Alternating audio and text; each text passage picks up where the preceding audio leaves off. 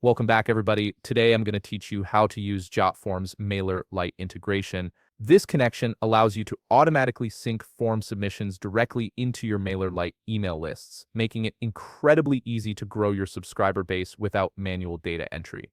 Also, if you're interested in business tools that could improve your workflow, I've dropped a few links in the description down below. To get started, open your web browser and head over to jotform.com. Once you're there, log in using your credentials. You'll need to have both a Jotform account and a MailerLite account set up beforehand for this integration to work properly.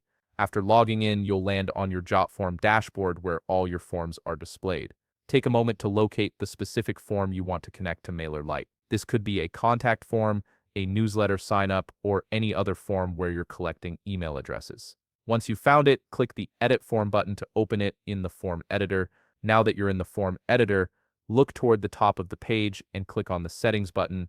This is where you'll access all the configuration options for your form, including integrations with third-party services like MailerLite. In the Settings menu, click on Integrations. You'll see a search field appear where you can look for specific integrations. Type MailerLite into this search field and click on it when it appears in the results. This will open up the MailerLite integration panel. Here's where you'll need to authenticate your MailerLite account. You'll see a field labeled MailerLite API key. To get this key, you'll need to log into your MailerLite account separately and navigate to your API settings.